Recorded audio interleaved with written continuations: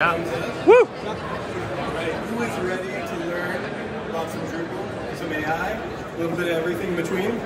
One person, perfect. Martin always comes to We're ready. Hey, this is my first time giving a talk. Would you guys mind taking a selfie with me? Yes, no, maybe so? If not, cover your face. Everyone wave. Thank you. Thank you. All right, well, my name is Austin Amento. Some of you may know me as the barista who works at Hounder. I've been serving up coffee all morning and will be the next 2 days. I love coffee. I'm also a software engineer and developer at Hounder. I've been there for 2.5 years. If you don't know Hounder, we're a digital agency based in California. We love making beautiful experiences. And I want to ask you a question. Has this ever happened to you, right? Let's say you're migrating some site. Let's just say like a big airport, similar to LAX, right? And you're talking about migrating thousands of articles and blogs released over the past 10 years. And these thousands of images you're migrating, none of them have alt text, right? Well, this recently happened to me. And I realized, well, that's going to be horrible for accessibility. And I just don't feel comfortable having my name tagged to that, right? So I thought, sure enough, there has to be a module for that. Well, when I started writing this and coming up with this talk 2 months ago, there wasn't one at the time. Since Drupal AI has definitely come up with one, I'm excited to play with it. But I also wrote my first module to kind of address this issue, right? So this was, like I said, my first ever module that I wanted to open up for contribute in my first project. So it was a learning process. But luckily I have a lot of experience building AI apps. So I'll demo it here in a little bit. But it was a really fun process.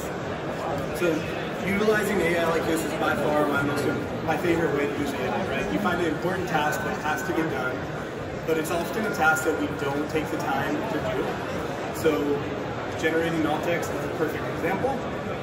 So the newest, one of the newest GPT models is I'm using 4.0 Mini. Not sure if you're familiar, but it's a multimodal model that'll allow you to send images. So originally when I was coming up with this idea, I just built it in the project that I was working on and started by sending it URL to the image, and then that way ChatGPT can take a look at it and then send it back.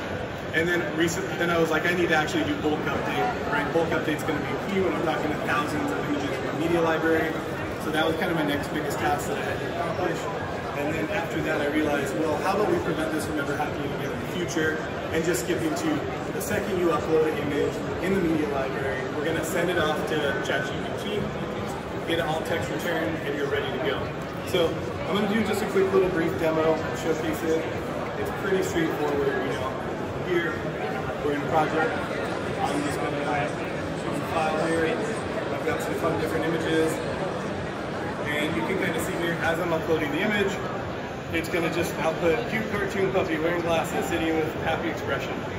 Super simple, you kind of really can't beat it. Let's do a different image here. This is me wearing my brand new Hounder hockey jersey, because why not? So I can think of wanting to say a picture of a bald man wearing hockey jersey, which, as we all know, shouldn't be best practice. Let's see what AI comes up with here.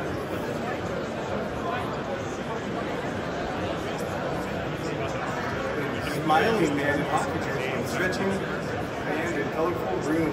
Oh, talking about the children's artwork on the walls, right?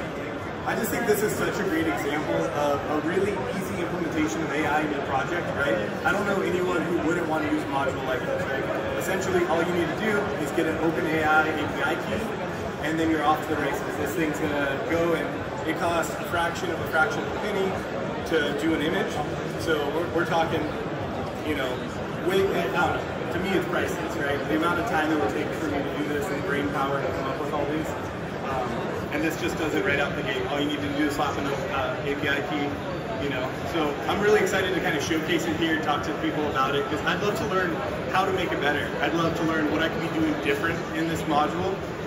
Like I said, it's the first time I've ever built a project like this and put it out there. It's something I found really important in my day-to-day work.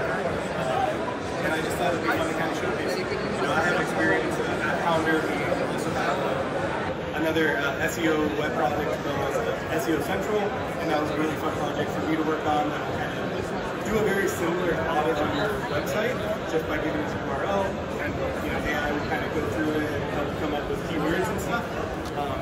I'm excited to kind of see how we can take a module like this and kind of grow and expand on its concept. It's something I threw together pretty quickly.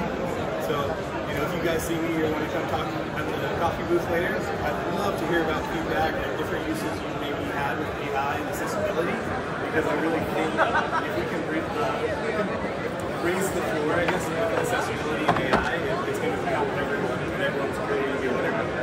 So, yeah, I just kind of wanted to showcase this fun module I built.